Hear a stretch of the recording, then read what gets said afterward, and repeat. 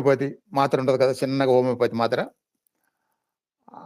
అంత మాత్ర అయినట్టుగా అలా గుప్పిట్లో పట్టేసుకొని, ఆ గుప్పిట్లో నుంచి ఆ మాత్ర ఎటు చూడటానికి లేదు, ఎటు పోవడానికి లేదు, ఎటు కదలటానికి లేదు. ఒక చిన్న ముద్దలాగా అలా అయిపోయింది.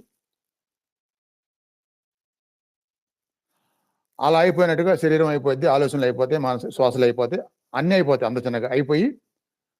అయిపోయిన తర్వాత కొంతసేపు ఆ స్థితి కూడా తెలిసిద్ది.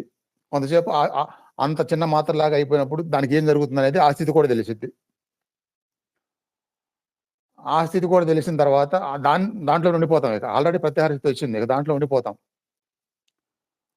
ఉండిపోయిన తర్వాత ఆ తర్వాత స్టేజి ఆ చిన్న మాత్ర కూడా లేకుండా అయిపోద్ది. లేకుండా అయిపోయిన తర్వాత అదే అహం బ్రహ్మాస్మి